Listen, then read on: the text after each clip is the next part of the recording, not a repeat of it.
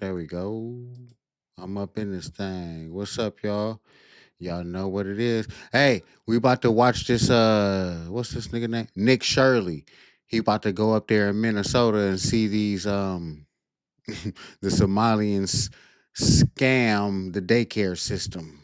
Get these billions of dollars. Let's do it.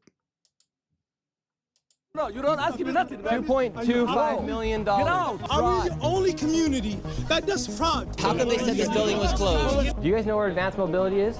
Advanced mobility? Yeah, we're looking for it. Never heard of it? They know we're shining the light on the fraud, and they have no defense. Would you like to see anybody in the government here held accountable? Most definitely, because there can definitely be an allocation of funds. The Minnesota fraud scandal continues to get worse and worse as billions of dollars of fraud has been exposed, and as I showed the world the blatant fraud taking place at daycares and other locations across Minnesota, it became the most viewed video expose on the internet and created instant change within the government as the Fed sent thousands of federal agents to Minnesota, and the HHS froze over $185 million in all payments to childcare.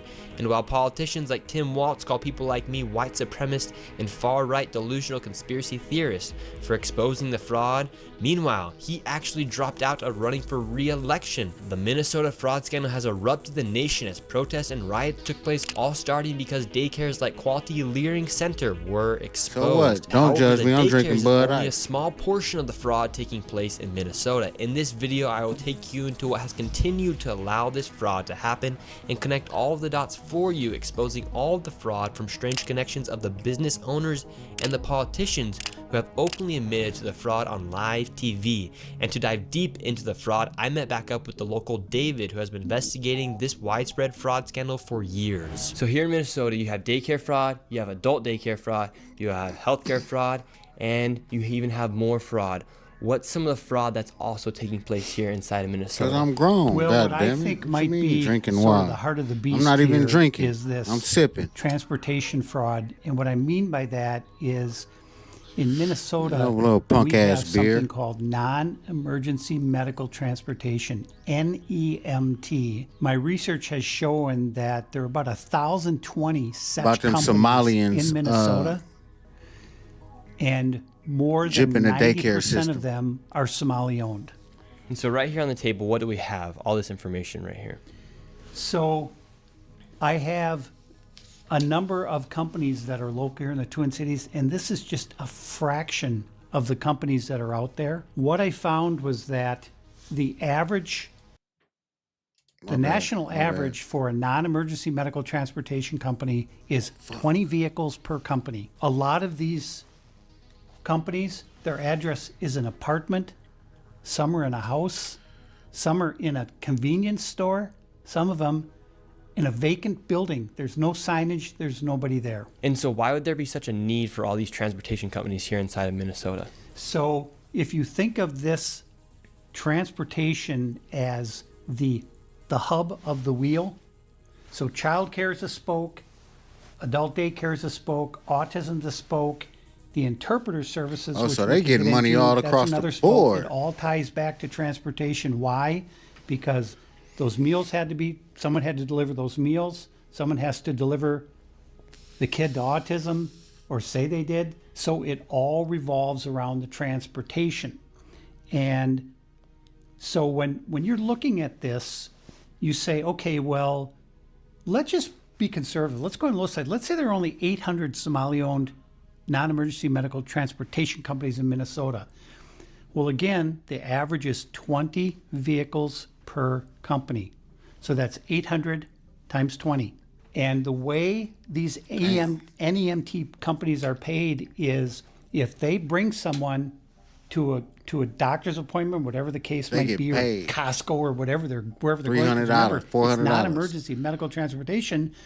Well, we went to Costco because they have to eat or they'll die. So that's considered, right? So it's almost impossible to figure out from the outside what exactly the payments are for each of these trips. But I have a pretty good idea. So when someone provides a transportation to a facility or a location, they're also paid for the time to sit there and wait for the appointment to end and then drive the person back. So they're paid 3 different ways.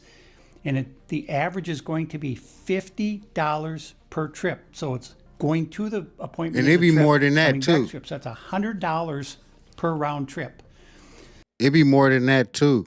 My mom is in a fucking wheelchair. When I sent her on the airplane back to California, to get her a ride to the airport cost me $300 fucking dollars. Cause she needed one of them fucking vans with a lift. You got me fucked up. I had to pay $300 fucking dollars, man. So if you have 800 companies in Minnesota that are NEMT companies, they all own 20 vehicles. Nephew, And they're all making what's up, Chill? 10 trips a day, and it's $50 per trip. So it's 800 times 20 times 10 trips times $50 a trip.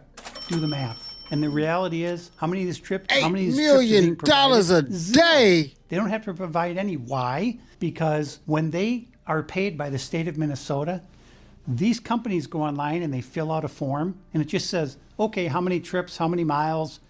They What? submit that electronically to the state, and boom, they get paid. Nobody bothers to check. They don't call the dentist. Did this kid show up? They don't call. They don't do anything. As soon as that form is filed with the state of Minnesota, that payment goes out immediately. And so essentially, these crazy. transportation companies are what hold all of the fraud together, because you have the daycare centers Was working I- with the transportation companies, the adult daycare centers working with the transportation companies, the healthcare companies working with the transportation companies. So it's just another way to bill and to also make it look like something's happening here inside of Minnesota. This is the belly of the beast. All of this fraud revolves around these transportation companies. All of it. This touches every part of fraud here in Minnesota. And That's today we're going to go confront these crazy. people. We confronted them last time. There was no kids in any Here we of the go. care centers. And today, what do you expect to see? I think we're going to see some vehicles because No kids? you know, when I drive around the cities here, I see these Somalis driving, and mostly it's like a Plymouth Caravan or whatever, and there's never, ever been a passenger. And in 7 years, I've never seen a passenger in any of these vehicles. I've followed some of them. They're going to Costco, they're going to Sam's Club, they're going to Walmart. The driver gets out, goes in there, loads up a shopping cart, comes in, puts it in the van, and off they go back to where they live. And now we're going to go out and see what's happening with these transportation companies. And Let's here's the other fucking thing. do it, Tim bitch. Walz and the Department of Human Service, you threw the people of Minnesota under the bus. Shame on you, and I'm coming for you. Ooh, You heard it here first, David. wait. He All right, ain't playing. let's go. So where's the first location we're going to? The first location is a company called Safari Transportation, Cedar Avenue South in Minneapolis. And so what makes Safari Transportation Company an interesting transportation company? Well, Allegedly fraudulent. the thing about Safari is that they've been registered since 2015 with the state of Minnesota as operating vehicles. And again, the national average for a non-emergency medical transportation company is 20 vehicles. So if they've got 20 vehicles and they're at 607 Cedar Avenue, I have no idea where there's parking them because there is no parking anywhere near this office. We've arrived to the transportation company. We're outside, and right there we have a Loving Arms adult daycare. All the windows are completely boarded out right there, and there's supposed to be a transportation company registered right here. It's 617, but it's a liquor store. Right, so the location here is 607 and also 617. These are two transportation companies. We're on a main road right now. Getting money and like a this is motherfucker. Ain't picking up 607, nobody. And it is not a transportation company. It's actually a money transfer, but it's registered here. 607. This does not look like Safari Transportation. Where is the transportation company? I don't see any signs denoting that there's any transportation. It's all just looks like money wiring. But Showing if you look at the support from Secretary of Cali. State's office, That's what's up. state of Minnesota, I'm from Frisco. Safari Transportation, 607 What part of Cedar Cali you Avenue, from? and it's been registered here since 2015. That was the original filing. So let's see if we have the manager. Make Let's see sure if we you can find- subscribe to the channel too, pimp. Hello. How are you? We're looking for the transportation company. Safari Transportation? Looking for Safari Transportation. There's no Safari transportation here. No I got Safari you. Transportation. Safari Transportation, 607 Cedar Avenue. We're just looking for Safari We Transportation. don't know. So, but this is registered for Safari Transportation know. That's the 607. address. Okay, we don't know. We're asking where All right, Safari so yeah, I got Transportation. you. We don't know. Did you Okay, know so the Fuad business is Omar? not here. Don't record. Fuad Omar? Fuad Omar, We don't know. Oh. This, do you see this? What is this? money transferring. That's it. Okay, Well, this registered. is from the state. This is fraud taking place. This is supposed to say, this is for Go Safari find out. Transportation. Go find out. Yeah, we did find out. This is fraud right here. Registered here This is since registered. 2015. 2015? Safari Transportation, state of We don't know Minnesota. 2015 one. Oh, yeah. Well, but it's registered now. This is current, just off the state of They gonna act like they don't know, of course. This is from today. I just printed this off today. Fuad Omar. Go check it out. We're here. This is 607. Where's Safari Okay, Transportation? then it's no Safari, period. Okay, so it's a fraudulent Did you- business. Did you see Safari anything here? Exactly. Did you see? Exactly. It's Did not you here. see it? It's a fraud. Did you see, sir? Okay, thank you. We're gonna go to the next So page. now what they gonna do? All right, let's keep moving on. So 607, this is supposed to be Safari Transportation, no transportation company. Yeah, And what now part of we're Cali going you to from? 617, another transportation company. However, it is actually Cedar Riverside Liquor. Where is the transportation company? 617. 617 right Dreamline here. Transportation for the state of Minnesota is registered to 617 Cedar Avenue South. And it's a liquor store. David, they aren't even trying to hide that these Yeah. are transportation companies. Where are the vans at? Should we ask? Let's go ask. See, that's what he did on the last video. looking You for feel a- me? This nigga be overstepping his fucking boundaries for real. You know what I'm talking? It's a fraud business. It's fraud. It's fake. You feel me? You can't do that. Somebody gonna fuck you up, my nigga. Just do your little fucking video and that's it. But to go up in there and tell them to their face, oh, you're a fraud. You're nobody of authority, my nigga. Somebody gonna fuck you up. Dreamline Transportation? What's that? Now we're in 617, Dreamline Transportation. No. Where is the transportation company? No, we don't have this You one. ever heard of Safari Transportation? Safari, I know Safari, that many wiring, 607. The money wiring. Yeah. Okay, that's money wiring. Yeah. Safari We're looking for Transportation? Safari Maybe there. Transportation. 607. They said they never heard of it. I never. Safari company, the money wiring, they send money there. That's the 607. So Safari gets the money and then they wire it out. Yeah, the money.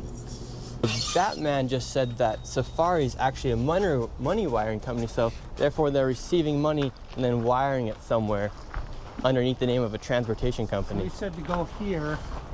Suite A right here. And then you have 617A right here, but this is reliable services, immigration, travel, and tax. I do not see a transportation company anywhere. Morning. This nigga doing Hey, too we're hoping- much. We're hoping to find Dreamline Transportation. You ever heard of it? I've never heard of it. Ask next door. He said to ask here, that you would know. Ask next door. This is a mailbox. It's not a road call. So Dreamline Transportation could be nothing more than a mailbox.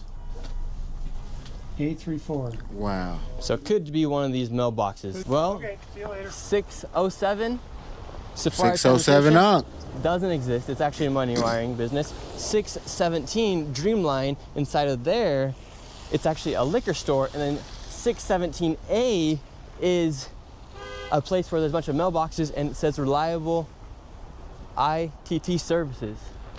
How you doing, man? just want to ask you, Immigration, Yes, sir. travel, and tax. why are you sensationalizing the Here we go. propaganda? What are we to- sensationalizing? To attack our community. What's your final objective? We're Are not you- attacking your are you- community by any means. Are you making We're good money looking- from this? We're looking for Hell yeah. No, I'm For not. instance, can you answer our question? Where's Safari Transportation Company 607? 1 second. It's not there. How And why much- don't you answer? How much money are Why don't you you? answer the how much question? money Where's are you 617 making? Dreamline Security? How much money are you making? I make off money of off of this? YouTube. That's how I make my money. Exactly. So you're making money off of sensationalizing That my job and attacking is. the Somali community. I'm not attacking you guys. We're asking. I'll tell you the fraud is reason why fraud, this is sir. happening. All right. Let me David, tell you the reason why fraud you're is attacking fraud, this. correct? Yes. This has nothing to do with race. This is fraud. This is fraud. absolutely has to do with us being Muslim. No, it does not. All right, and us Here being we go. from Africa. This is a constitutional argument. If you don't want us here, change the freedom of religion. Say, listen, No, y'all no just more happen to be Muslims in Somalian. this country anymore. We're not saying that. No. We're not Because saying when- that. when I go Sir, into we're your talking comments- about fraud. You're when I- talking. when I go think onto he. your I think dude My racist comments- though What I too. see is I think he people that say racist. we do not want Muslims here.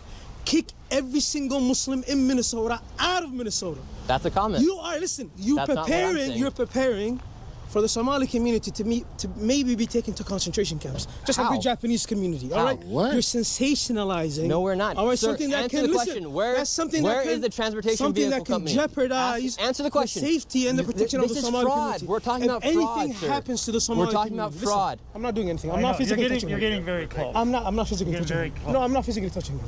This is fraud. What We're you talking about do- You ain't fraud. gonna do shit. You're What defending doing- fraud. when You're I go defending into your fraud. comments, You're defending fraud. People who hate Muslims Okay, want people us can- out of here people can say for what they being want. I'm not Muslim, censoring are anybody. using your material. Islamophobes use your material. People who hate Islam use your material. Say to us, we don't want you here. Change the Constitution. But guess what? Oh, Let me tell you shit, something. they gonna Guess come what? out the cut on your We're ass. asking about You know, fraud. what We're you asking do, about fraud. You hate Muslims. I'm not saying I hate You Muslims. you We're know talking you about hate fraud. Muslims. We're talking Why about are you fraud. attacking us? This Are we is the fraud. only community We're that talking- suffers because of fraud? We're talking about Are fraud. we the only community that does fraud? Are we the only community that does this?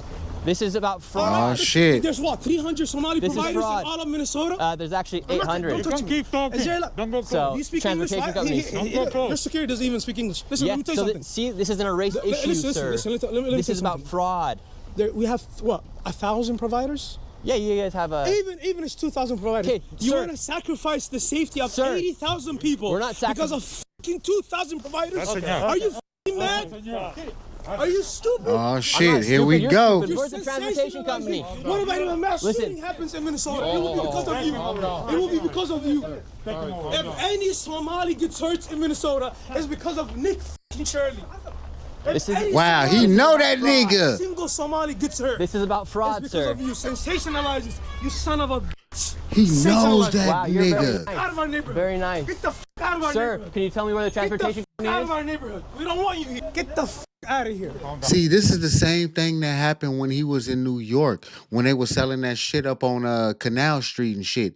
They jumped him and his cameraman. You feel me? If y'all go back and watch that other video, they jumped this nigga. He be overstepping boundaries. I'm telling you. is? Calm down, sir. Get the f out of here. Sir, this is You about want to fraud. sensationalize? You wanted clicks? You're You got clicks. sensationalizing yourself, You sir. wanted clicks? You're You sensationalizing got yourself. You wanted clicks?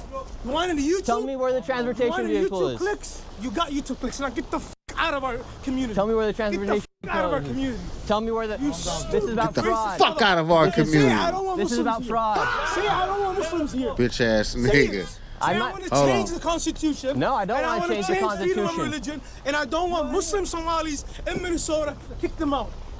I was born in this country. You have Thank to y'all take for the watching. Constitution. It's Uncle P. That is what you feel are. me? Sir, we're not talking... Fuck out of our community. This is about fraud. Fuck out of our community. Get the fuck out of here. Get the fuck out of here. Stupid fucking idiot. Tell me where the transportation company is then. Get the fuck out of here.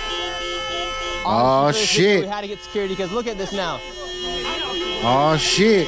All right, we're going. We're going. All them niggas about to get on him.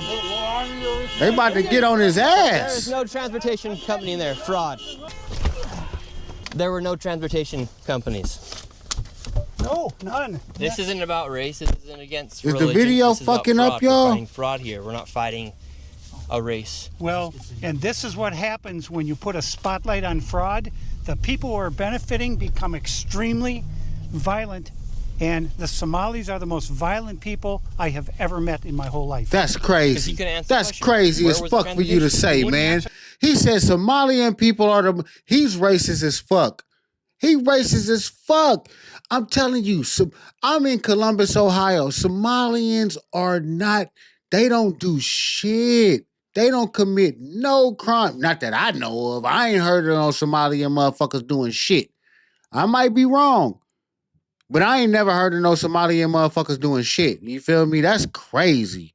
The question, all he did was make it about race and then issue threats. Neither business was there or operating, and giving a very conservative estimate based off of David's numbers and other numbers online, it's fair to say each business is operating with an average of 20 vehicles and with a much lower and generous rate of $25 per trip. And with 10 alleged trips a day, each business is pulling an estimate of $1.3 million in gross revenue. That's crazy. And with those 2 locations alone, there's over $2.6 million in estimated fraud. All right, we're going to the next location. What's interesting, Nick, is that one of the places we just visited, the 617 Cedar Avenue South, that's for Dreamline Transportation. That's the address listed with the state of Minnesota. But the place that we're going right now is going to have vans that say Dreamline Transportation on them, but they haven't moved in months and months. You'll see they're covered with snow. There will be no tire tracks. And so why are they using this address? And all that was in there was a liquor store. And he told us to talk to the guy next door, and those were all just mailboxes. And then the guy next door said, "Go talk to him." I said, Because it's them, nigga. Obviously, the cover up, and you see how they all stick together, and Dummy. it's all this intimidation. And thank God we had the security we did there, because that would have been bad. Now we're outside of this transportation vehicle company right here. Yeah, and so you can see these are the vans that say Dreamline. You can see the sticker on the window and the numbers on the rear. Wow. None of these vehicles have moved in 8 months. I've been taking and look, date stamp photos. All these vehicles are in the exact same spot they were 8 months ago. And look, there's no tire tracks. So they. And look, like he said, them motherfuckers get like $50 per trip. And they do that like 20 times a day. My nigga. And they just reporting that. They're not even driving. They're just reporting that. That's a lot of fucking money, my nigga. That's a lot of money. They haven't moved. And this van as well, this is Dreamline. Dreamline was the location where we got chased out from the Somalis on 617 Cedar. And this is a vehicle from Dreamline that actually didn't even exist. It was a liquor store. And now it's here, and the vans haven't moved at all. Literally, no vans and no tire tracks anywhere. If these vans are being used to transport people, whether it be healthcare, childcare, there would be snow tracks. And there's 1, 2, 3, 4, 5, 6, 7, 8, 9, 10, 11 vehicles here. No snow tracks anywhere. These vehicles are not being used, and these transportation companies are making lots of money. Meanwhile, there's actually nothing to Hella show for. money. Here's all of the vehicles right here. And the vehicles that are coming in and out, like this Toyota, it does not have anything to do with transportation company because there's no stickers on it and there's snow tracks. But the vehicles that are supposed to be used for transportation are literally locked in. Snow is building icicles. No one's even came out to remove the snow off the window. They getting they because the picture motherfucking vehicles are money. Not moving. And then right here, David has more paperwork for Silver Mountain. And there's 3 different companies in the same address. Yeah.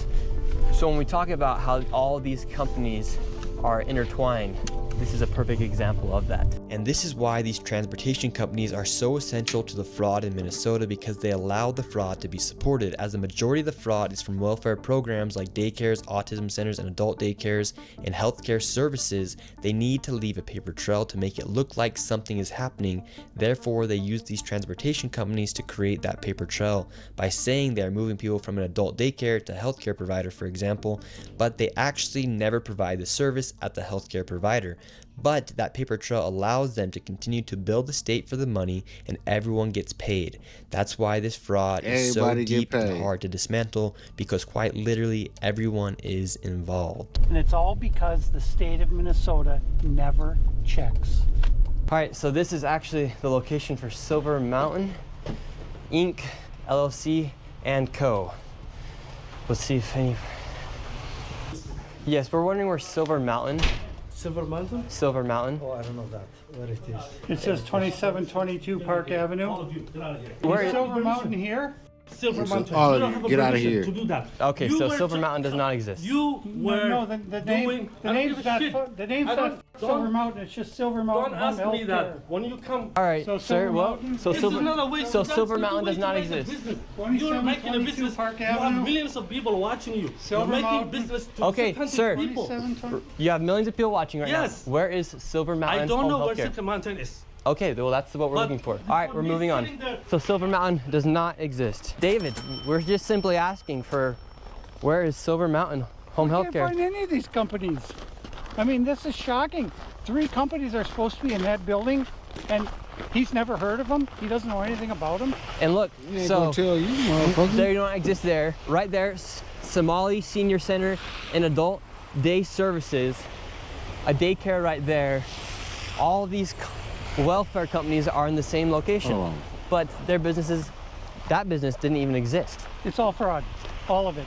So right there is a transportation company, no passenger, just a driver. How come you think when it comes time to take accountability for what's happening, or just to answer simple questions about the fraud, they can't answer?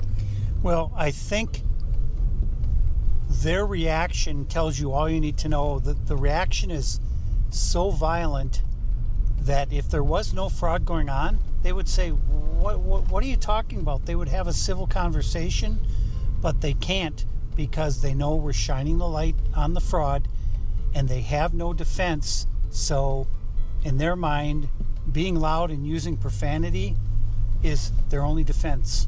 Because I'm trying to give them the opportunity to say, where are the transportation companies? Where are the daycare? Where are the children? Where are the companies now? Yet they can't answer. And They don't to this exist, point, Nick, motherfucker. the transportation companies we've been to, we haven't seen a single vehicle at any of them. In fact, some of them don't even exist. We can't even find them. We're going to the addresses that are listed on the Secretary of State's website They as getting their all that business money. That's address. crazy. This is a massive parking lot And the here. coldest part We're gonna go ask about them it- where They doing that shit out here in Columbus too.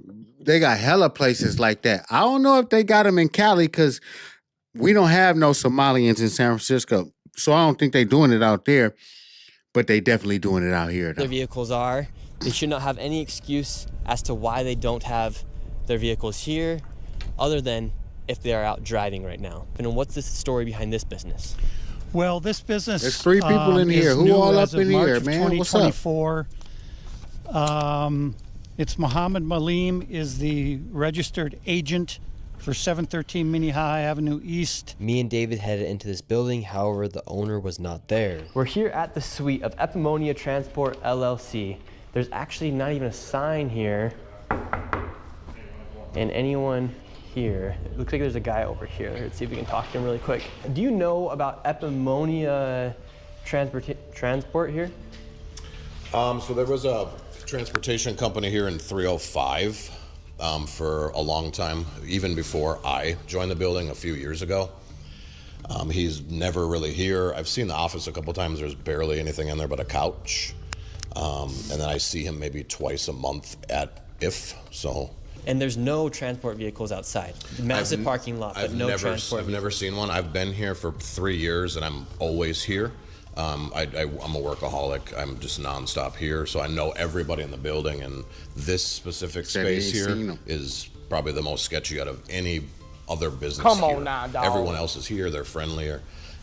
He just pops in and out. And for instance, this guy Muhammad, he should have his business in 308. There should be transportation vehicles outside. There's nothing. That's weird that you say 308 because he's always been in 305 for the last 3 years. Wow, so he's even lying on his public records with the government. I would assume if he was to make and doing fraud, it makes sense to switch it up and throw people off track. It would be the first thing somebody would do, I would think. So since the fraud has started to be exposed, Muhammad has left the scene, and that guy just said, he confirmed that there has never even been transportation vehicles outside. So Muhammad has completely left the scene. He's Is nowhere that to be a found. day or a And month this or a parking lot, week? massive parking lot, actually never even had any transport vehicles according to the guy who lived or had his office next to Muhammad. How quick do you think the fraud would dry out here in Minnesota if they were to cut out the transportation side of the fraud? I think it would have a massive effect, and that the signal that would send would let people know Put your 2 the cents party's in. over. Because if me and you were to go to the doctor, we either have to find a family member, drive ourselves, or pay for an Uber. How come they even have this set up? Yeah, I tried to arrange a ride with one of these Somali transportation companies. They said they were all full. So now we're at 2833 13th Avenue South in Minneapolis. And there's supposed to be a non-emergency medical transportation company here called Advanced Mobility Incorporated. And what's interesting about this company is that state records show that it first registered with the state of Minnesota in 1999. Damn. They have been in business for over 26 years. Yes, correct. And so we're gonna go inside. They must have a lot of vehicles. So this is Advanced Mobility 2833, boarded up. All these windows are covered right here. We're gonna see if we can go inside.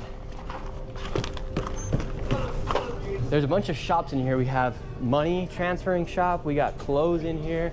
There's a coffee shop. Oh, they deep. If Advanced Mobility is in here. We got spices. Is Advanced See, that's the thing. Mobility Look, here? of course they gonna look suspicious. You got 4 white dudes coming up in there. 3 of them got the fucking shiesties on. Y'all, of course y'all look suspicious up in them fucking people neighborhood, man. And y'all talking that shit. Man, y'all gotta get the fuck up on out of there before they do something to y'all. 224? I don't think you guys are allowed to record it. Do you know where Advanced See, Mobility look. is? Suite 224. She's recording over there, so. Suite 224. Do you guys know where Advanced Mobility is? Do you guys know where Advanced Mobility is? Advanced mobility? Yeah, we're looking for it. Never heard of it? What is this? What is that? Oh, my name is Nick Shirley. We're just looking for Advanced Mobility. Hey, Where's Advanced Mobility? Here they at? come. we don't care about advanced mobility. That's what we're asking for. All right, we're looking for Here they Advanced come, Mobility. look. Nobody can help us right now. We got a whole group of people trying to get us out of here. We're looking for Advanced Mobility. We don't care about advanced mobility. Advanced Mobility doesn't exist. Look at this shit, nigga. Look at this. They came deep.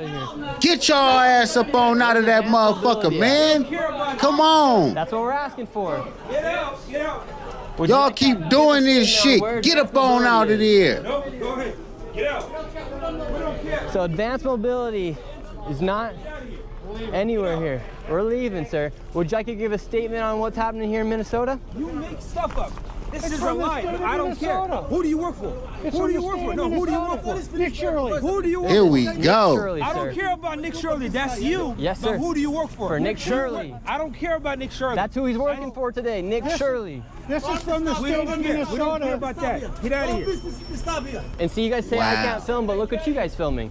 You can do that. You can film here. Pay from the Advanced Mobility doesn't exist. Hey, Well, so what was I interesting told you they was them we goons walked coming in out there, on your and ass. On the state's website, it says it's in Suite 224, but it's a one-story building. None of the suites had the number 2 on them. It doesn't my exist. sister just And came it's up been in here registered with this since motherfucker, y'all. 1999, and it doesn't exist. All right, next location. David, where are we at? Ooh-wee. We're at what's called Where the, Ray's, you R-A-Y-Z feel me, Transportation, LLC. Yeah. And this is Ray's Transportation. We're Oh on shit, y'all. the street. There's no time parking to lot do it for real. any transportation vehicles. We'll see what happens. This is the address for Ray's Transportation.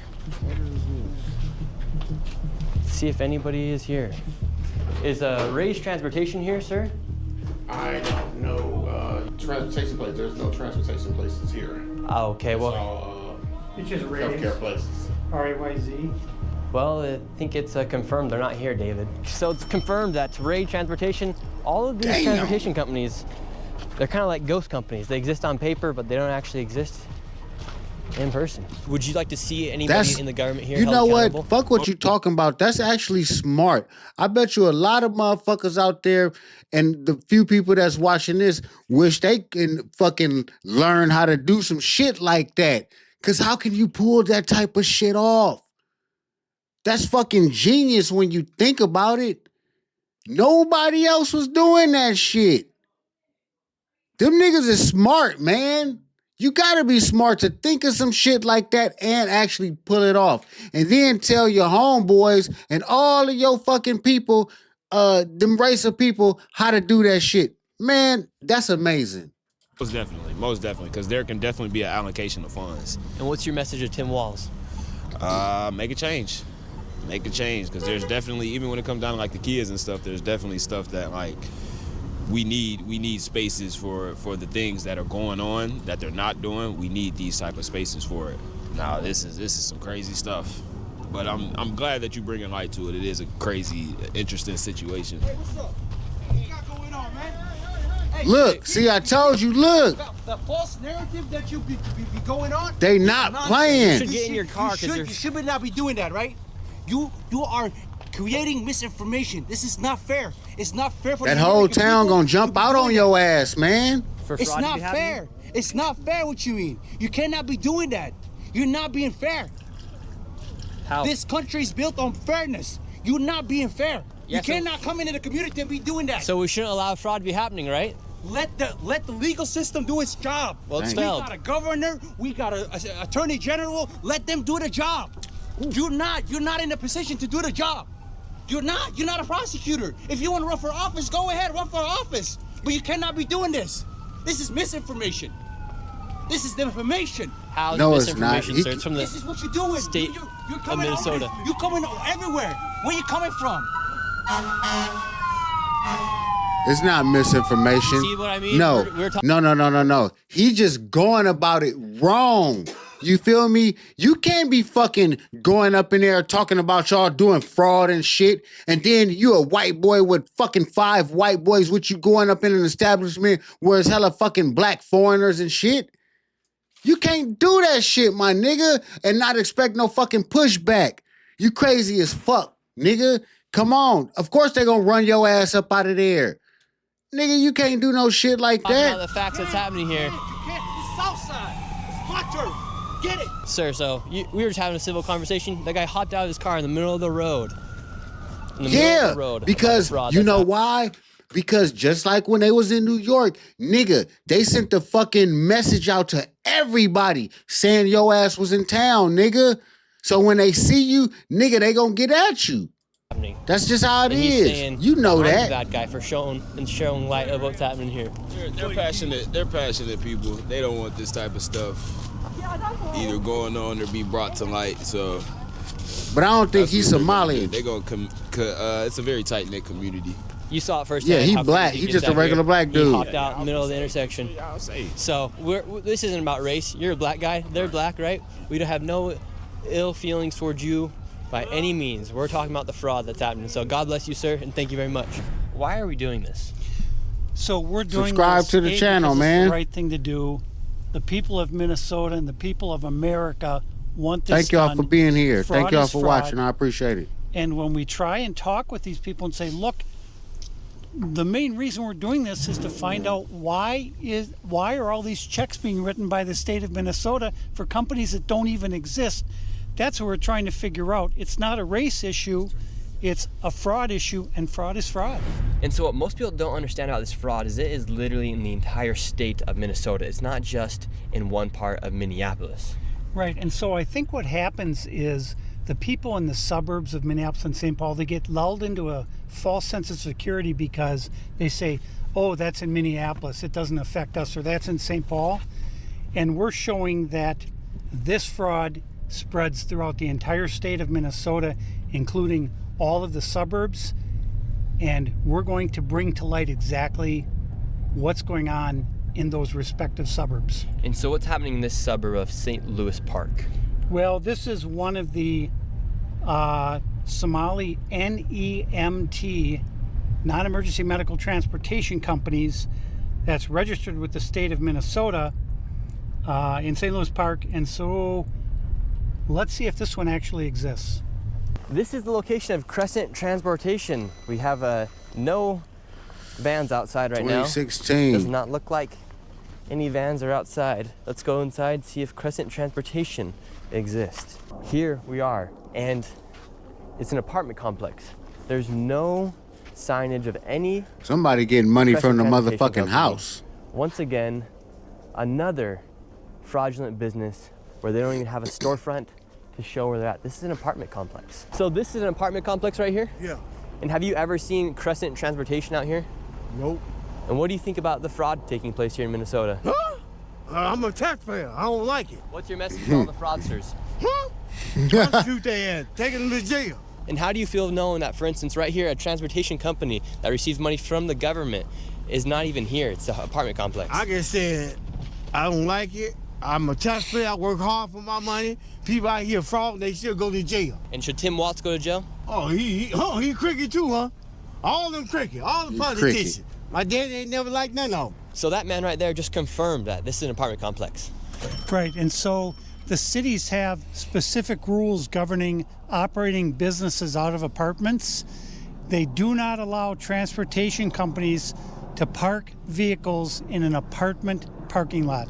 None of the cities in the Twin Cities allow that. Because even if you were to be running a transportation company out of your apartment, there's nowhere to park the cars. Well, where are they? There aren't any. Crescent, I don't see anything with Crescent on it anywhere. More fraud taking place here. So this is called Hopkins Child Care Center. This facility is licensed to hold 118 children. So this should be a really big facility. And this year alone, they have received $2.25 million from the state of Minnesota. And last year, they received $1.92 million from the state of Minnesota. Oh, they stepped their And game up. This facility, in the past 5 years, has been in the top 10 for the most money received from the state of Minnesota. So there should be plenty of children. There should be footprints of children walking in and out. This should be a very busy place, yes. So this right here is Hopkins Child Care Center. They're receiving over $2 million a year. All of the windows are completely blacked out. You can't even get in.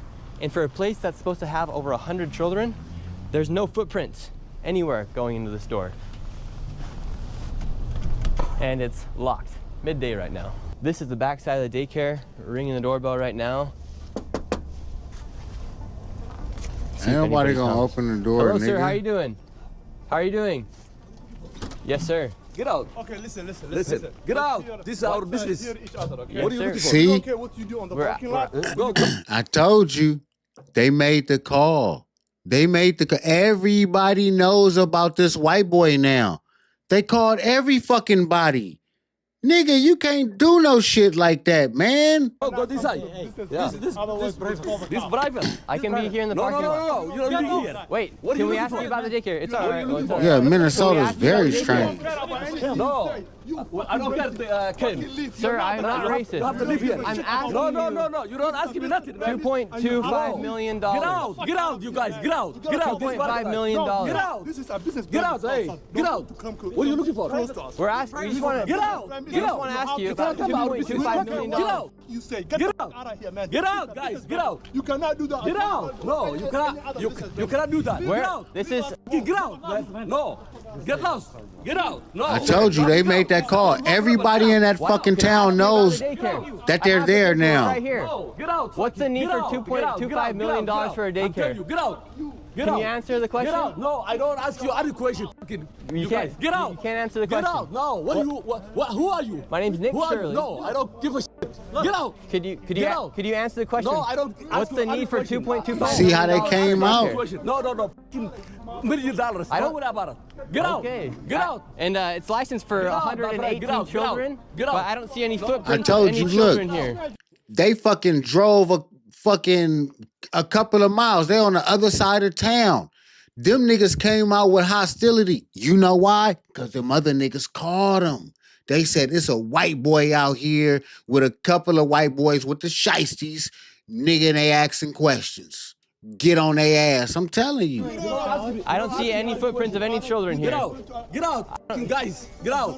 No, you're not asking me nothing, man. I'm just Get out. asking you about what we're He seeing. going here. about it all No, wrong. Get out our business. you- Get out. sir. This is my property. You have millions Get of people out. watching right now. Can Can you say what's the need $1 for $2.25 million? And where are the 118 children?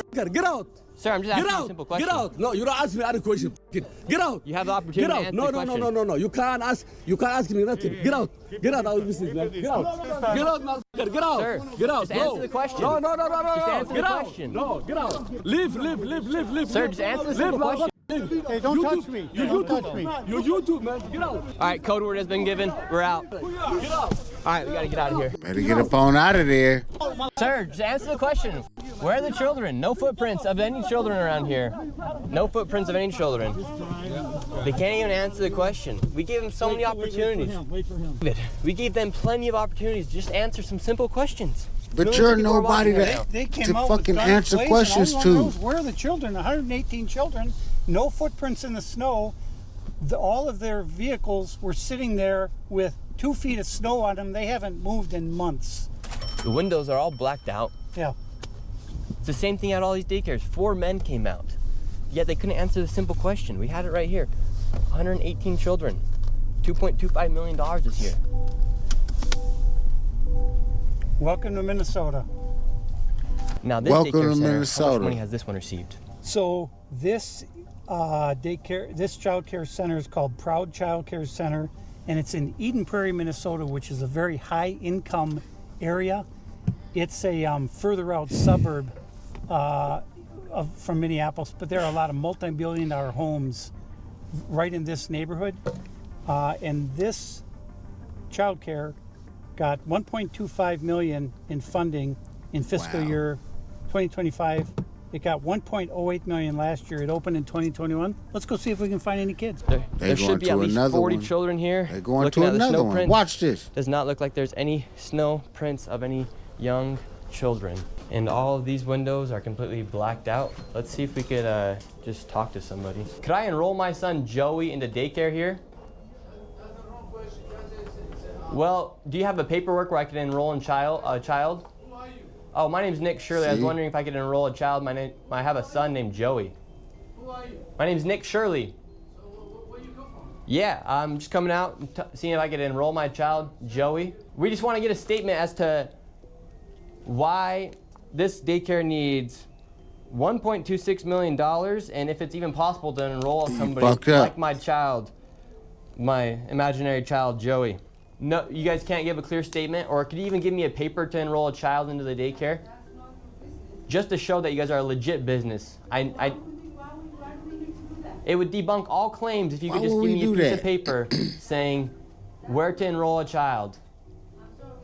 You can't do that. Okay, well, thank you very much. And I hope this place actually is holding 47 children, because you guys are receiving $1.26 million in this year alone. So have a great rest of your day. See, you see how he said that like that? That's exactly why they trying to run your bitch ass out of town, my nigga. Because you saying it like that. You talking to him like that. If you're doing a video and recording and reporting, that's one thing. But when you coming at him like that, and you're not even a government official, nigga, they gonna run your bitch ass up out of town, my nigga. Could have debunked all their claims.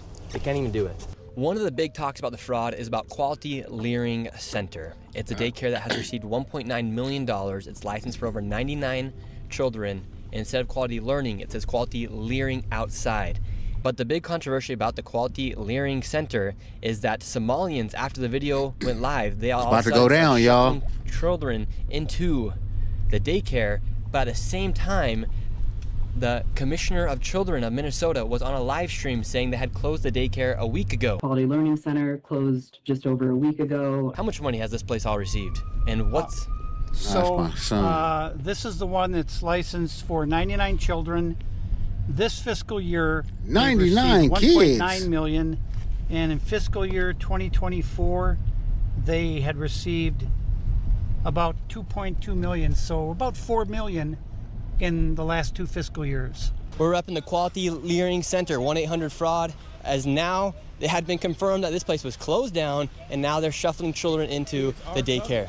So Tiki Brown said this facility was closed. Oh, she said a week ago. And now magically it's full of cars. So how can it be closed if people are coming and going? Fraud. Why do you have everybody Yeah. Okay, this is the owner right here. They can record. We just need off the property. So you guys can record. So how come they said this building was closed? Told you. Okay, but let's go to the... We're trying to speak to the owner. They won't even answer a simple question. Look, now he's going inside. Hey, sir, don't run though.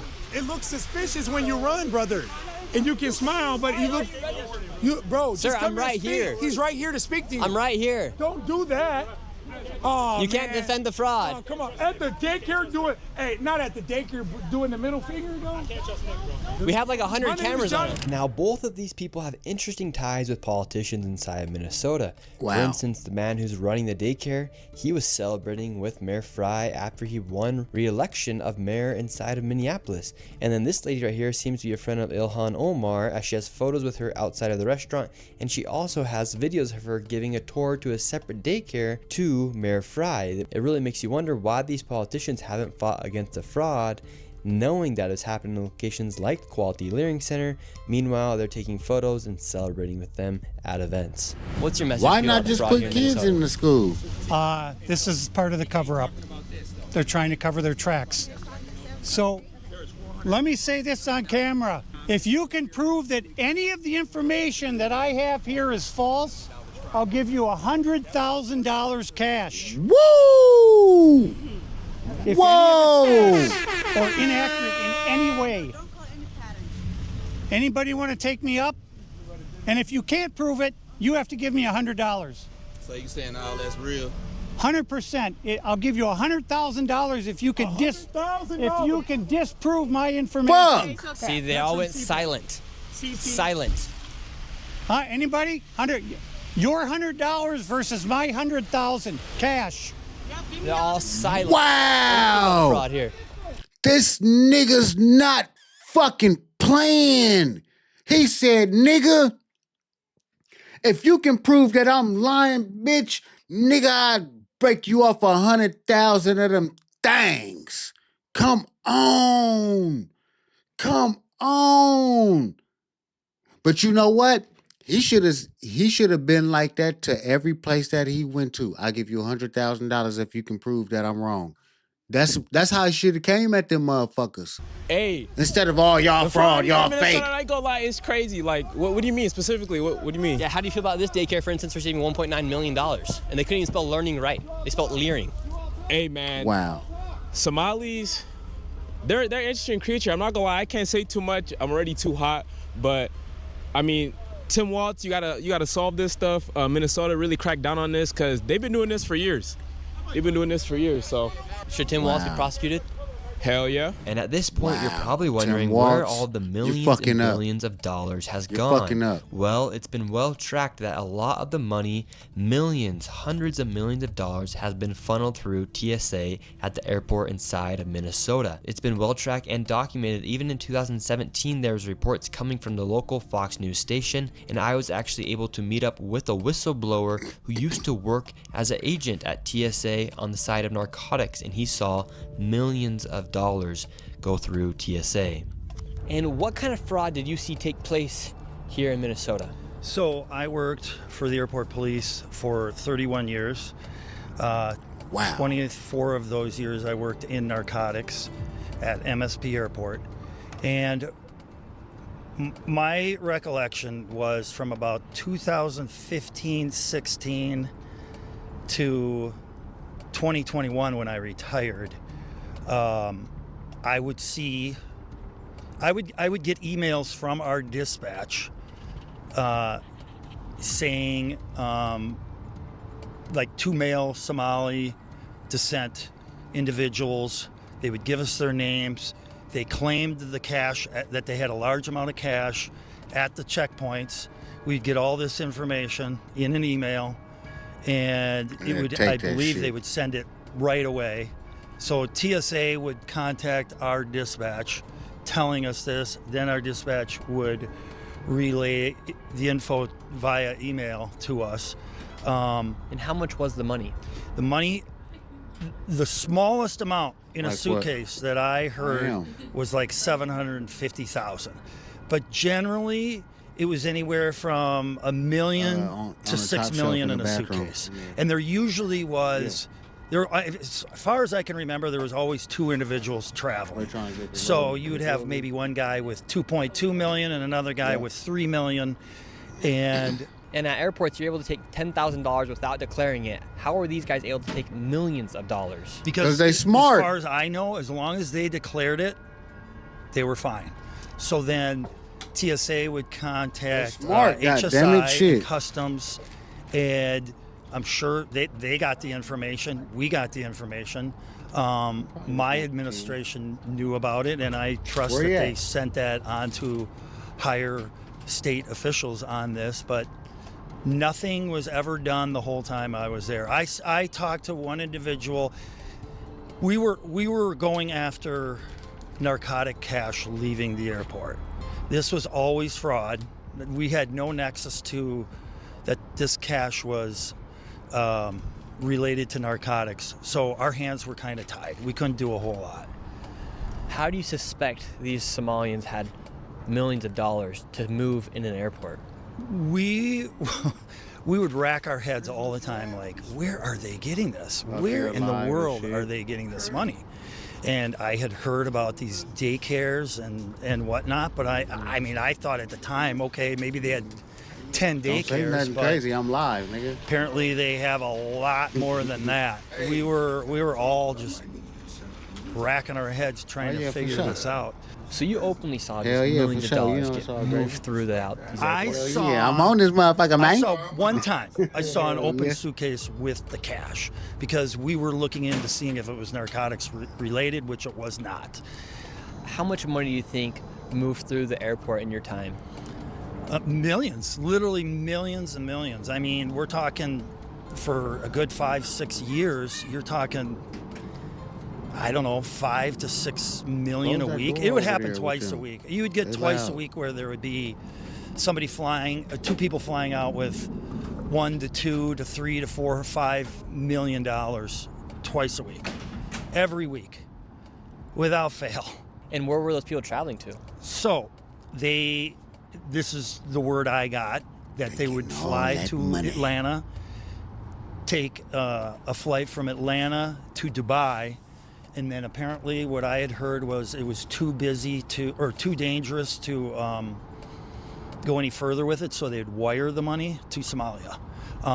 Whether they scraped a whole bunch off the top and did that, I don't know. Wow, so they take the money from Minnesota, take it to Atlanta, and then take it to Dubai, and then from Dubai they then wire the money. Correct.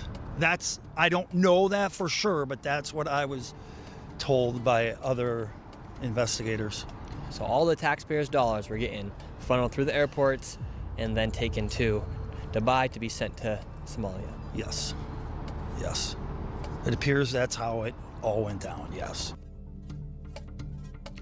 It's time to hold all fraudsters and corrupt politics down. Damn. I'm lit. I can't read that fast. Hey. That shit was fucking crazy, man. Them niggas is making all that goddamn money. They making all that money and ain't doing shit. Well, I see why they cracking down on they motherfucking ass, man. That's crazy. That's crazy. And what's so crazy about it is Somalians is really for real on like the eastern side of the map of America. Cause they're not in California. They're not on the West Coast. You feel me? They all on the eastern part. You dig? But hell yeah though, man. Come on. We still alive on this motherfucker.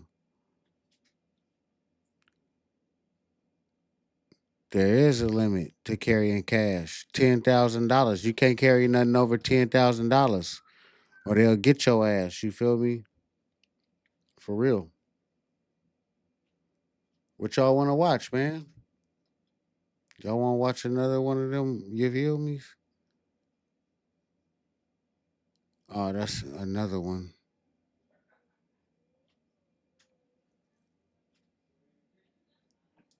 That's another one. This cat ass nigga.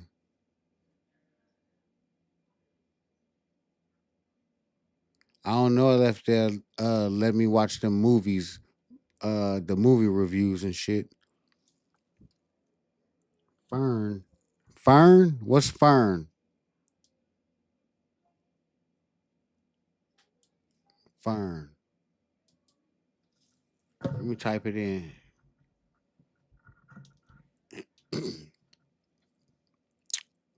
Oh.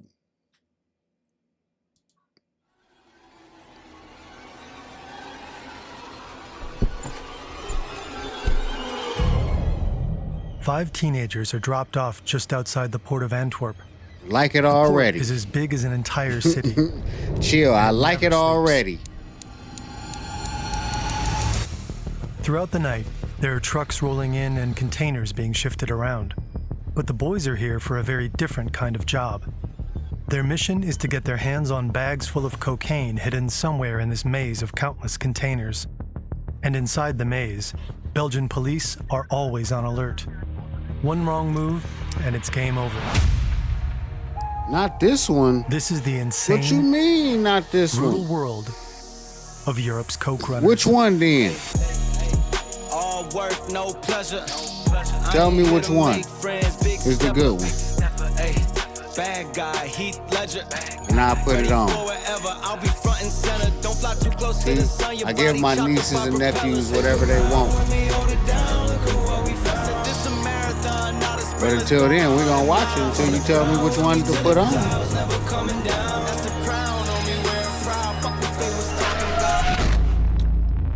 It says how to.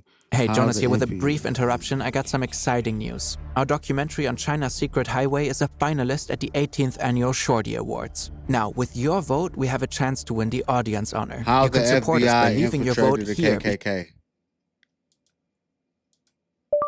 How the FBI infiltrated the KKK. Booyah.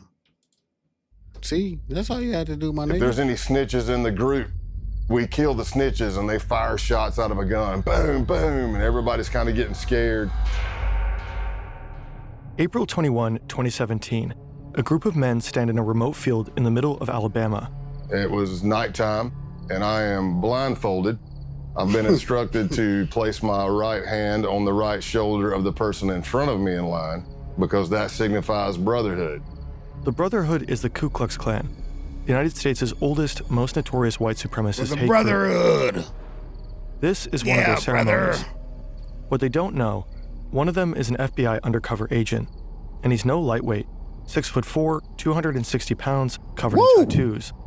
His nickname, Hillbilly Donnie Brasco. 6'4"? He's gone undercover as a contract killer, a contraband smuggler, an arms 260? dealer.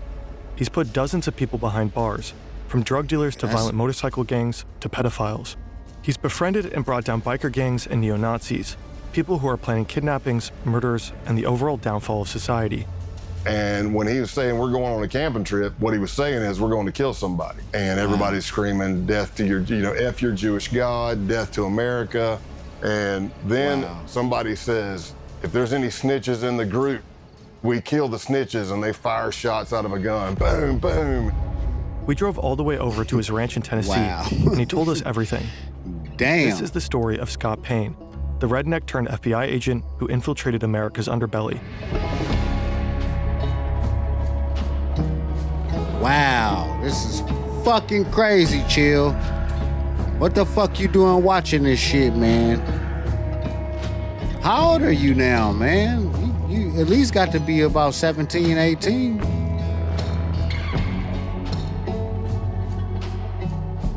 It's been like 2 years. You got to be 18 at least now. The majority of this video is based on Scott Payne's book and podcast. Find the links in the description. Yeah, buddy. 18. What I My saw nigga. was a watery image. It was completely red, and there was a demon looking at me in that watery kind of ripple image with a nigga, chill. grin and long crooked finger looking at me saying, "Come here," smiling. Scott is 14 years old, and he's just seen a demon. The year before, his parents divorced, and Scott went down a dark path. Consulting spirits, watching diabolical horror movies, satanic rituals, deals with the devil. That's what brought him here, a friend's house, spending the night. They've had a small amount of alcohol, but no drugs, no hallucinogens. I would do like these little vignettes where I would pretend I was being possessed by a demon or I was the devil or whatever. I was on the couch and I was doing this scene from a movie where somebody is like being possessed by a demon. And so I'm fighting in my voice, and then the demon voice comes in, and there's this battle. And at the end, the demon wins and possesses the person. So that's what I act like happened. and I'm laughing like the demon, and I rolled over.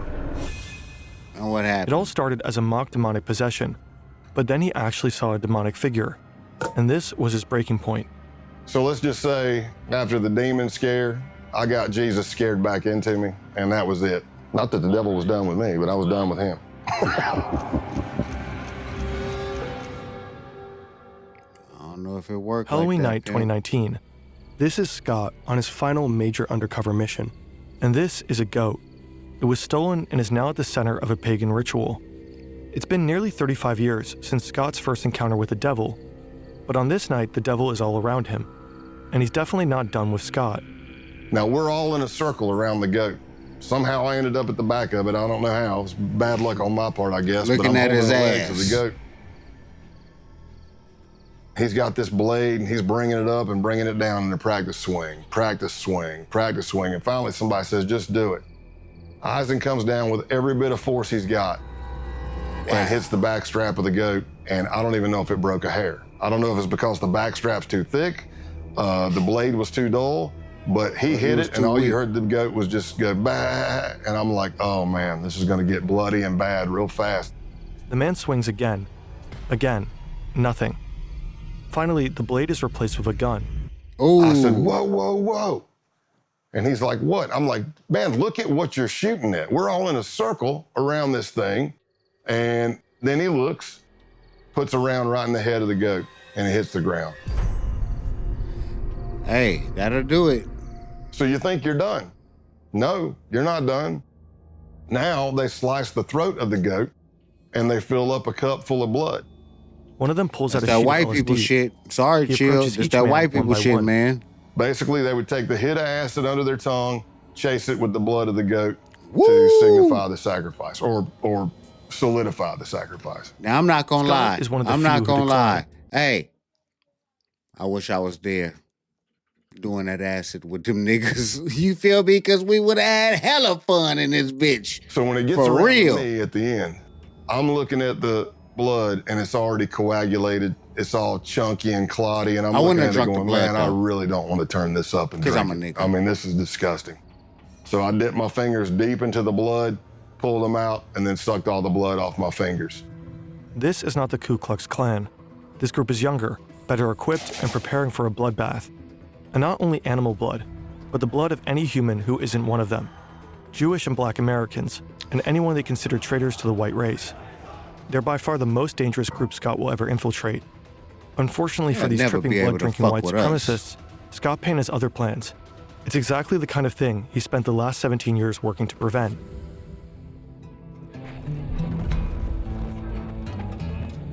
Why I do became y'all an hate FBI agent in 1998. Jewish people and niggas, man? By 2002, I'd already done some undercovers for the FBI, but I wasn't yet certified through the FBI undercover school.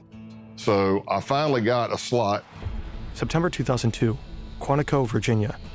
This is the FBI Academy.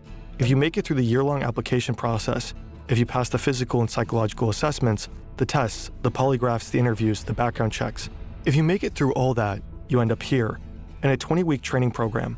If you get through the 20 weeks, you become an FBI agent. Scott's been here before. Now he's back, about to start the training program for undercover agents. Getting admission to the program is hard enough. Graduating is even harder. Only about half the admittees make it through. It's a 2-week school with no days off. We're very big on sleep deprivation. You're going through multiple scenarios of all shapes and sizes. That nigga tatted the fuck up. And there's only 20 slots for the class. Others break down. They make missteps during the high-pressure scenarios. Hey, Chill, They grow good looking delirious out. and This is a erratic good from the lack video, of sleep. pimp. But You Scott should share it to thrives. your friends. The sleep deprivation, the relentless roleplay, the grueling exercise. If anything, he feeds on it.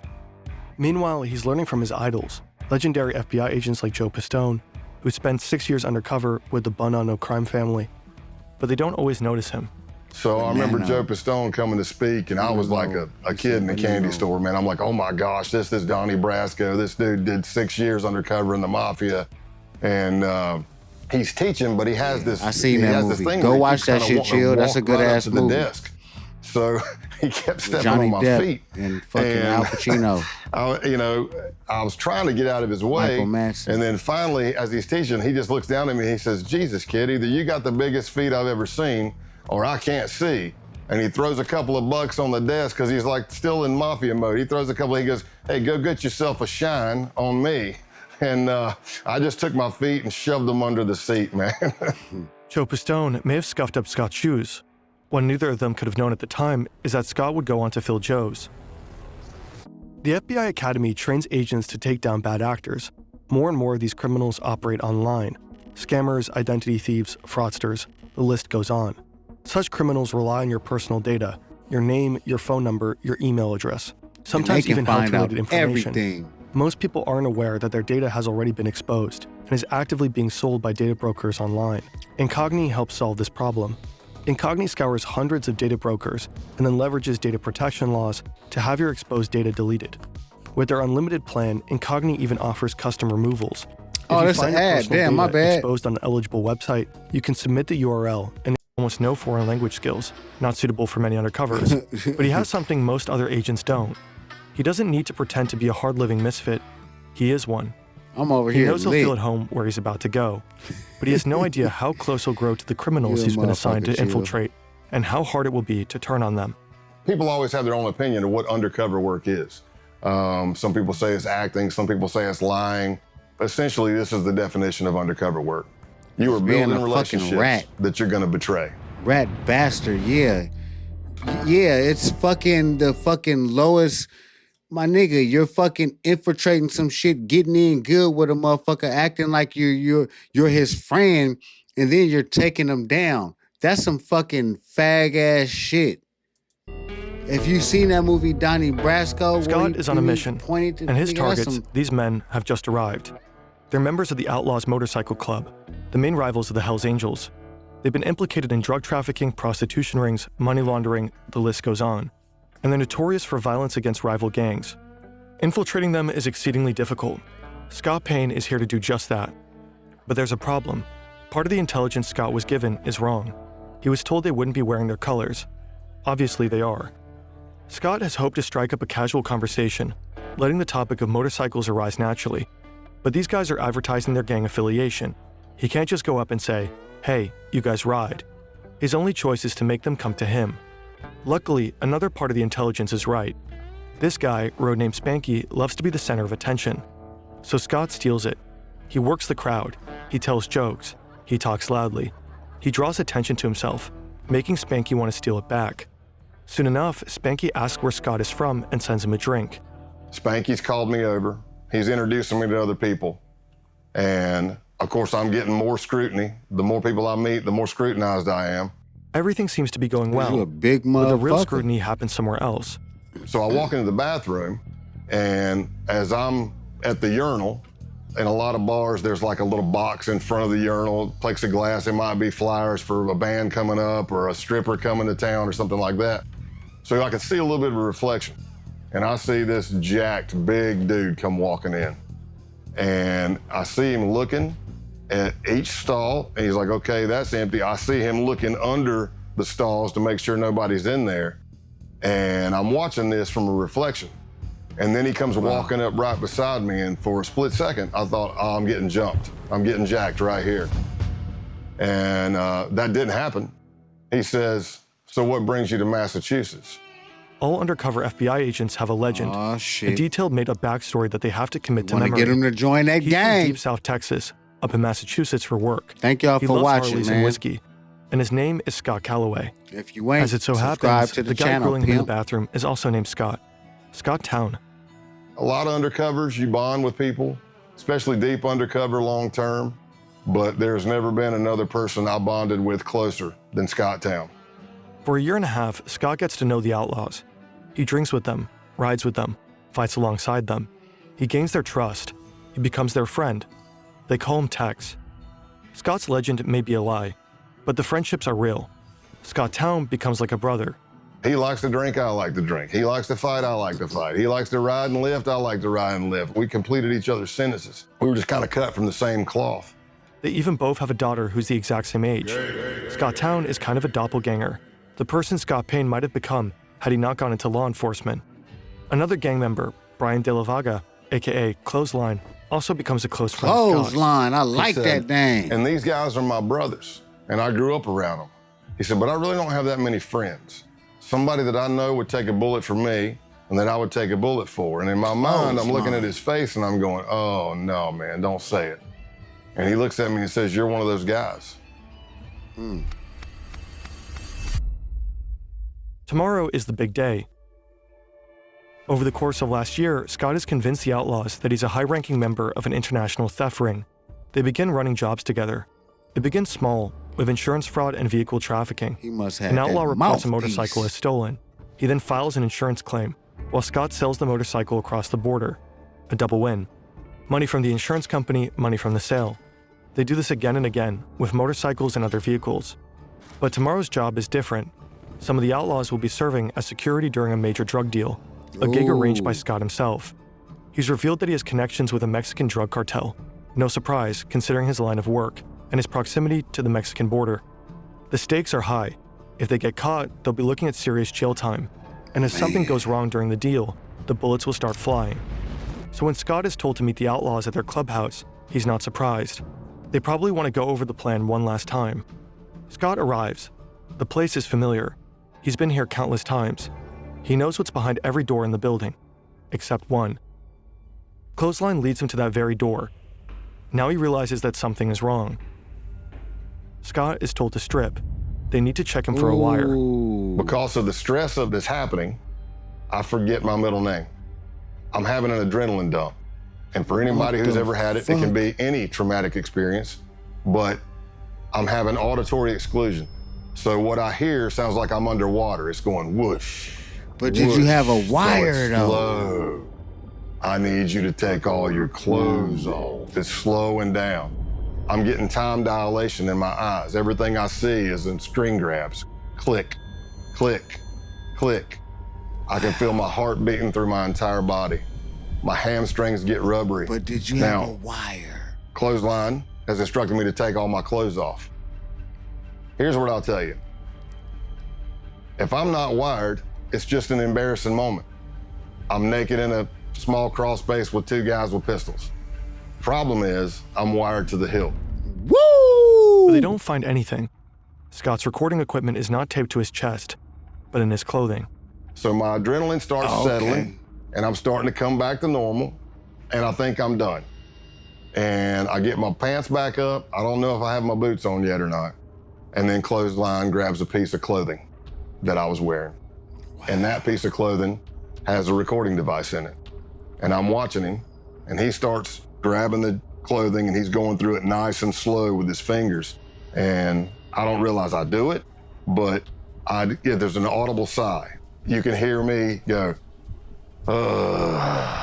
because I don't even know. I don't even know I'm doing it. And he looks right at it and misses it. And I live to fight another day. I live to fight another day. I know he said, fuck this wire shit. Two moving trucks enter the parking lot of the Brockton Holiday Inn. One is filled with drugs. The other is filled with money. A Mexican drug cartel is selling 40 kilograms of cocaine and 1,000 pounds of marijuana to Canadian buyers. The Mexicans aren't taking any risks. They've arranged an American security detail, the Outlaws. Surveillance at every entrance. 4 men in the parking lot there to provide protection, unload the drugs, and count the money. Everyone is armed and antsy. One false move and all hell could break loose. The deal is wrapped up quickly. The transfer is complete. All the money's there. The Outlaws are particularly relieved. They may be tough, but this is their first time working with a cartel. Now they'll get paid $15,000 for their services. Scott counts out the cash. He did it. He successfully tricked them. The cartel? FBI agents. The Canadians? Also FBI agents. 8 months later, a hotel in Nevada. Scott's been laying low, coordinating his undercovers from afar. His outlaw friends think he's going through a divorce. In reality, he's been diagnosed as overassigned after experiencing a severe stress-related panic attack. Overassigned? He's been ordered to take a 6-month timeout. He's been teaching during this time. His current class, ironically enough, is called Undercover Stressors. All the students have gone to bed. but Scott's only just returned to his hotel room. It's early 4 or 5 a.m. The drug deal back in November gave the FBI all the evidence necessary to arrest and imprison multiple outlaw members, but the operation has continued. Until today, the day of the takedown. Scott doesn't think he'll hear from any of them again, but then his phone rings. It's Scott Town, and he's concerned. He's heard some arrests were made, and he wanted his friend to know about it. He says he's going to take a shower and gather more information. He'll report back. And the last words we spoke to each other were, he said, "I love you, brother." And I said, "I love you too." And that was the last words I spoke to him. And probably about 45 minutes after that, a SWAT team hit his house and he went to jail. In the end, 15 outlaws were arrested as a result of Operation Roadkill. One of them was sentenced to 21 years in prison. Clothesline got 12 and a half years. Scott Town, 7. The outlaws never saw their friend Scott Calloway again. Wait, hold on. One of them was sentenced to 21 years in prison. Clothesline got 12 and a half years. Scott Town, 7. The outlaws never saw their friend Scott Calloway again. Damn. The Ku Klux Klan emerged in the wake of the American Civil War. From the very beginning, they Let's were hear racist about to the that. core. We've been bringing here. terror Okay, and death. we heard about the nigga. It says how an FBI agent infiltrated the KKK. We just hear about him infiltrated a biker gang. I want to hear about this on Black KKK Americans. shit. In the late 19th century, they flogged, tortured, and lynched politically active black men, raped their wives, shot their children, and burned their schools. Historians consider them to be America's first terrorist movement. Today, the KKK remains active, but only as a shadow of its former self. Fewer members, less influence. However, burning crosses is still one of their favorite things to do, and they've stayed true to their roots. Naturally, as a terrorist organization, they have to act in secrecy. You might assume that infiltrating them as an FBI agent is not the easiest feat. So you may ask yourself, how do you contact the United Klans of America? Well, it turns out the group I was looking at had a hotline. Scott starts talking to a guy named John Jack, a Klansman whose passion for Jack Daniels earned him this nickname. Scott tells him he's got the number from a group of bikers he met at a gas station. It's a plausible story. Scott looks the part, and his time with the outlaws taught him how to play it. Biker gangs and white supremacists often run in the same circles. Jack starts talking about this rally that's coming up. Vendors, burning crosses, country music, the usual. But there's a problem. He said, "I'm not gonna lie to you, Scott. I had a band lined up, but the singer just got locked up, and I really don't know what the hell I'm gonna do about music." And I thought, this could be my end. And I said, "Did I happen to mention that I'm a musician and a singer?" I said, "Well, I'll tell you what I'll do. I'll bring my acoustic and my PA system. When I get there, you can come meet me by the car. I'll strum a couple of tunes for you if you think I suck." And he's like, "Oh, hell, this is gonna be great. It's gonna be great." Scott doesn't know that he just signed up for something far more sinister. April 21st, 2017. It's the day of the Ku Klux Klan rally.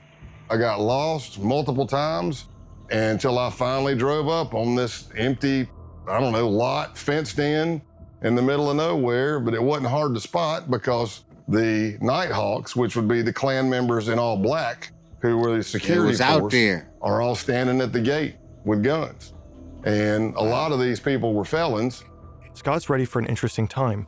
He's been to plenty of biker gatherings, and perhaps this will be similar.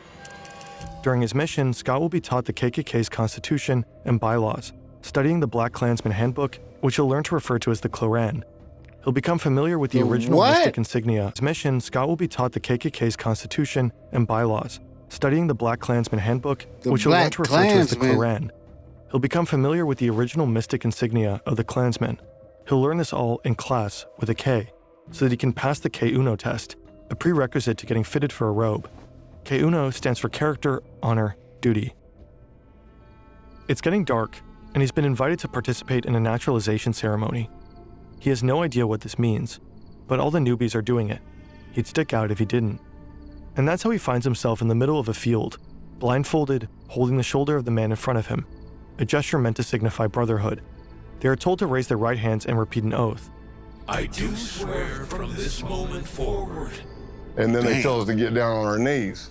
"To fostering the welfare of the white race." So I'm on my knees, blindfolded. "And further the work of America's greatest movement." They take my blindfold off, and there's a Ku Klux Klan member in a green robe, and he has this sword, and he kind of knights me. The United Clans of America. And then we all hug, and there's like a little bit of a celebration, and I'm not sure what happened. And then it hits me as I'm walking to my truck. I'm like, I think I just joined the damn Klan.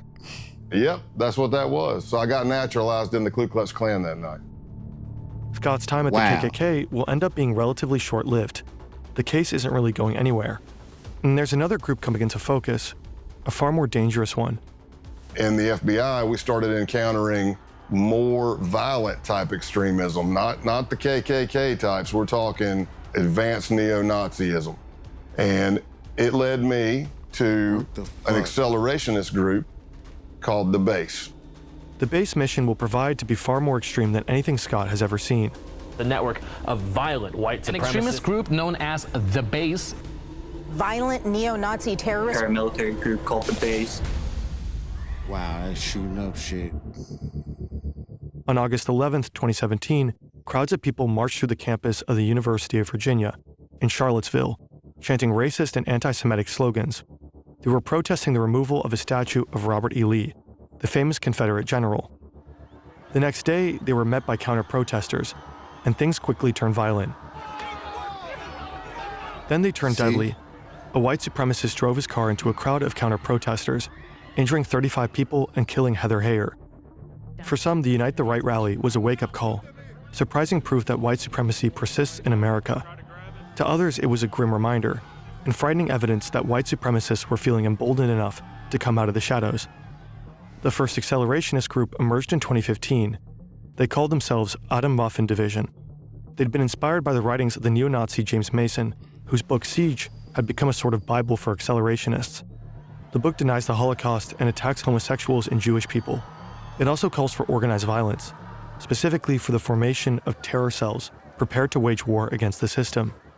Initially regarded as fringe or even cringe, accelerationism steadily gained traction.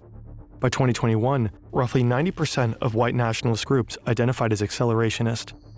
That same year, the US Director of National Intelligence identified racially motivated violent extremists as the most lethal domestic terrorism threat.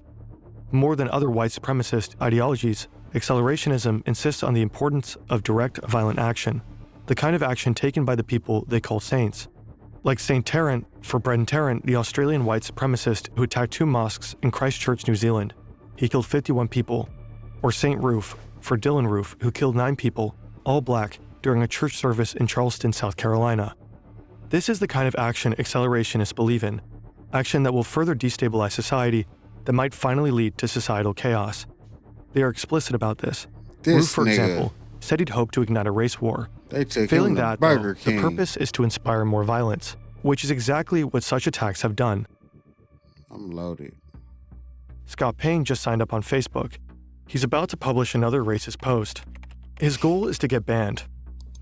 But nothing happens. A fellow agent points out that he doesn't have any friends. He adds a few people, and that does it. He's promptly kicked off. Okay, well done. Next up is Gab, a social networking site well known for its tolerant stance towards far-right users. He participates in forums with names like Whites Only. This will further elevate his credentials. On July 15, 2019, he writes an email. I've been seeing your stuff and I'm definitely interested. Survival and self-defense. I like it. The next day, a ping. Thanks for contacting the Base. You can learn more about us on our official Gab account at the Base. If you're interested in joining, please provide the following info to begin the vetting process. The Base is a white supremacist neo-Nazi group. They were just founded a year ago, and they are accelerationists through and through. Their plan entails assassinations, sabotage, and acts of terrorism. Their targets are black people, Jewish people, and anyone they consider traitors to the white race.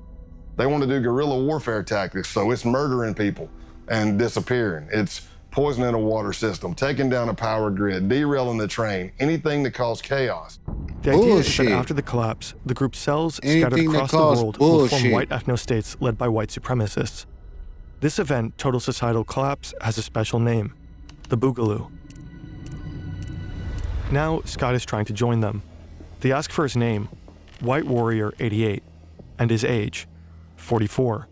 Scott Payne is actually 48, but he knows most base members are between 18 and 25. He wants to seem as young as possible. sex, race, location, military experience, fitness level, special training, and organization affiliations. Here, his past undercover experiences pay off. He mentions the Klan and biker gangs. So here I am, approximately for a week or more, I'm emailing back and forth to somebody with a Proton email account. And they're asking me all kinds of questions about my ethnicity, what I can bring to the table, what is my history. And I laid out a story that I was a old biker, shocker, and a former skinhead from South Carolina. As Scott would find out later, the owner of that email account was none other than the founder of the base himself. Online, he's known as Norman Spear and Roman Wolf. He's been on the public's radar since 2018, but his true identity is unknown. That is, unless you're in the FBI. Ronaldo Nazaro is 45, American, born in New Jersey. He'd worked as a contractor in Iraq for the Department of Justice. Now he's in Russia. Boogaloo sound like but it's a dance, 2019. nigga. You can organize neo-Nazis That into a niggas network do. of accelerationist insurgents from just about anywhere. The email exchange continues for less than a week. Then, Scott is invited for a phone interview. It's supposed to take 30 minutes, but ends up lasting an hour. Now, both Scott and the base have a 24-hour grace period. After that, Scott will need to make the decision. Does he truly want to join? I passed the test and they bring me in and they asked me, hey, where are you located? And I said in East Tennessee. And they said the closest cell to you is in North Georgia. That's where Scott will have to pass one final test, an in-person vetting session. August 2, 2019, Rome, Georgia. To Scott, the men look more like boys. He knows that one of them is the leader of the base's Rome cell, but that's it. They tell him to step out of his truck. Scott isn't wearing a wire. He knows they'll check. But hidden in his truck is a tracking device, put there by his case team. As long as Scott is near his truck, his team will be able to find him. I step out, shake hands or whatever, and he says, hey, I need you to put your phone in airplane mode. And I said, okay. He pulls out this wand thing that I'd never seen before. It looked like a Geiger counter. It had a big triangle card in it, lights all over it. He wands me, and I pass because I'm fine, I don't have anything. Then he starts wanding my truck. No big deal. Until he starts going to the back driver's side of my truck, which is where the case team placed my tracker. That thing he's holding in his hand starts going crazy.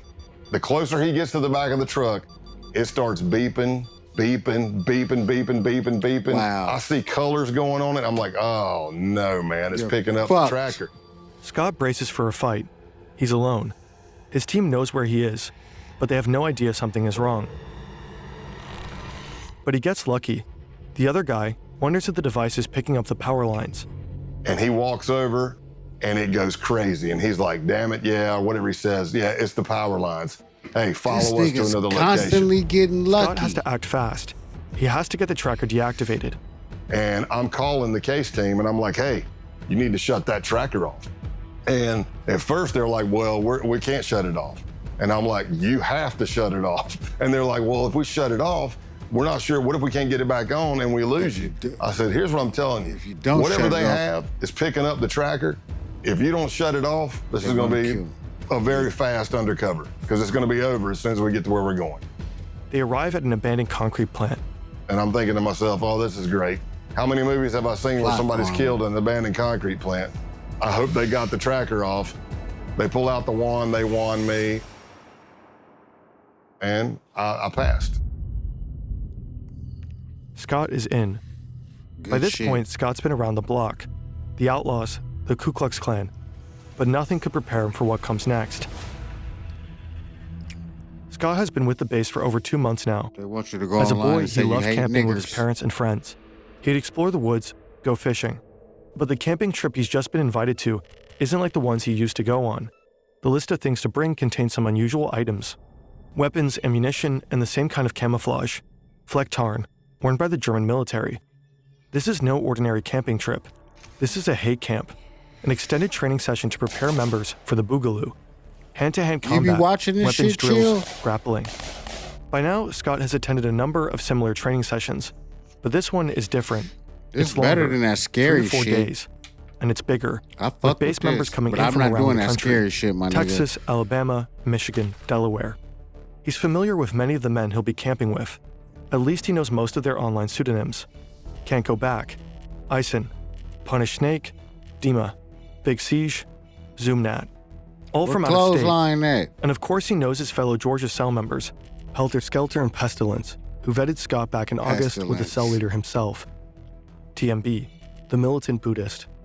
Everyone knows Scott by his code name, Pale Horse. I fuck with documentaries. When you're an undercover agent, some cliches are true. Scott has learned to expect the unexpected, yet he fails to expect what would happen at the Halloween hate camp. I wake up to pounding on my window. Pale horse, you gotta wake up, you gotta wake up. I'm like, what's up, man, what's going on? They're like, hey, you gotta get out here and see this. I've been doing undercover since 1996 at this point. And I have never been with a group of people where I had to burn Bibles, burn American flags. I damn sure wasn't part of a group that went out and stole a goat and we sacrificed it at a pagan ritual and drank its blood. And I did all that in 3 days with these guys. Damn. After they decapitated the goat, the group comes together for a barbecue. They roast the goat over an open fire and have it for dinner. All of this, of course, while tripping balls. It's impossible to know what blossomed in their brains that night, what hallucinatory horrors they saw.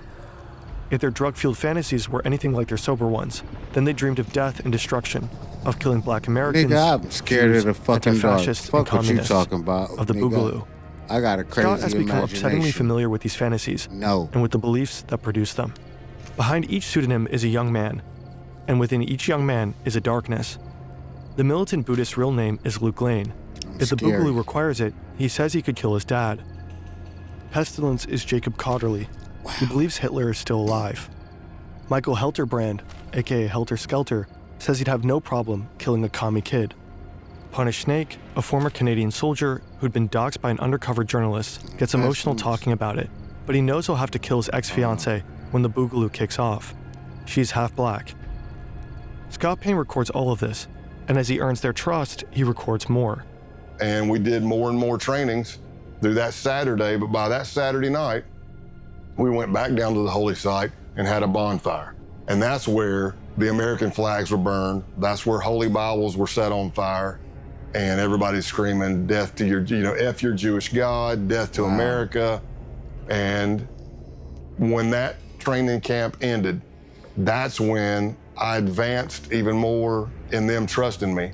And that's when TMB and Pestilence started bringing me in on murder plots that they had. It's more than 2 months later, and Scott is back at TMB's farm, the 100-acre property where the Halloween hate camp took place. For the last few weeks, TMB has been talking about another camping trip, but he's been cagey. He doesn't want to share information via chat. Scott has convinced him to meet. He wants details.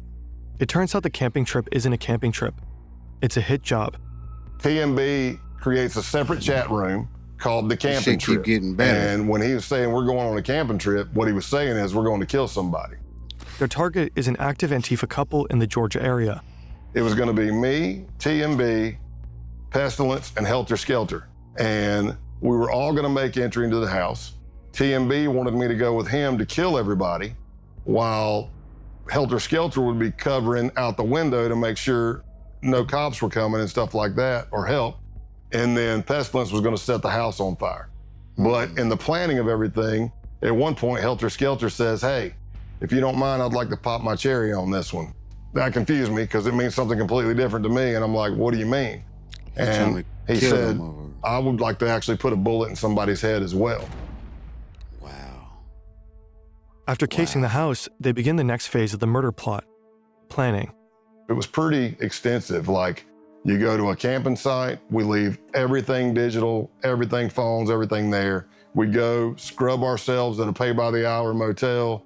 We tape our pants to our shoes, our gloves to our shirts, Vaseline on eyebrows and facial hair. See, this is all to avoid leaving DNA for law enforcement. At one point, TMB had done research, and he said that he read that the first time somebody kills somebody, they lose control of their bowels. So he was suggesting that we all wear adult diapers. I didn't tell him that I'd killed somebody before, but I told him I think I'm okay. I don't need any diapers. Fucking wow. I was just as shocked when I got brought in on this murder plot as most people were.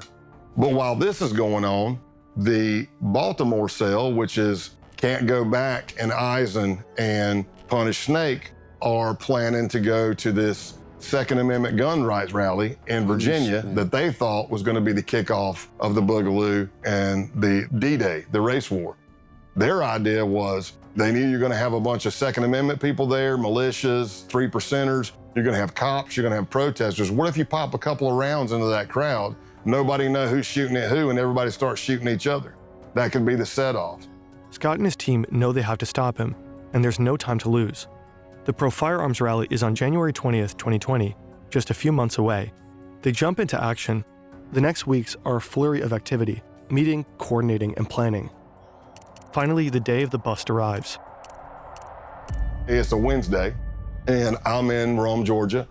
I pick up Luke, who's TMB, to go to lunch. And we pull out, and as I'm driving down the road, I knew what my ruse was going to be. I was going to say something was wrong with the truck, but sure as you know what, the truck made some loud sound I've never heard. I didn't hit anything. Something just went, and I was like, did you hear that? He's like, yeah, and I go, man, if my brake calipers are frozen again, I'm going to be, because that did happen. So I took a left out of his neighborhood, pre-planned by the SWAT team, and I pull up tight to a fence. And as I go, hey, I'm going to get out and check the truck. So I'm walking around the back of the truck. Another vehicle pulls up. He doesn't know who they are. I know who they are. They're part of the case team. And the guy says, hey, man, you need any help with that? And I look up and I'm like, oh my gosh, I can't believe it's you. What are you doing in Rome, Georgia? He goes, what are you doing here? I'm like, man, I haven't seen you. And as I'm doing that, there's the distraction. Here comes a Bearcat with a SWAT team over the hill, barreling down the hill. But Luke's looking at me, not at the car coming. And when that thing is coming, I jump in the back of the agent's truck and I'm like, go, go, go. And you could hear the SWAT team giving commands. And luckily, the arrest went down without an incident. The next morning, SWAT teams arrested Eisen, Can't Go Back, and Punish Snake. Essentially, we kind of tore down the base. Luke Lane, aka TMB, was sentenced to 6 years in prison. Jacob Cotterly, Pestilence, got 13. William Bilbro, Eisen, 5. Patrick Matthews, Punish Snake, and Brian Lemley, Can't Go Back, 9 years. According to a recent Guardian article, the base is enjoying a resurgence. Its founder, Ronaldo Nazzaro, continues to live in St. Petersburg. Scott retired in June 2021. At his retirement ceremony, attended by friends, family, colleagues, and top FBI brass, June 30th was named Scott Payne Day. Hey, that was good. Hey. Thank y'all for watching, man. I gotta cut this motherfucker off. This is your Uncle P. This is reasonable hate. My hate is justified. God damn it. Yeah. Check me out next time. I'm gonna try to go live tomorrow again. Chill. That was a good ad. Matter of fact, watch this. Look. I'm gonna subscribe to. Was that the one? No, that's not it. I subscribed to the wrong shit. If there's any snitches in Fern. There we go. There we go. I subscribe to that channel. I'm gonna do some more shit on that. Even some more videos. Chill. Good looking out, man. You put me on. I appreciate it. I'm gonna like this motherfucking video. Yeah, but hell yeah. I'm gonna see y'all motherfuckers tomorrow. Peace out and good night. I love y'all.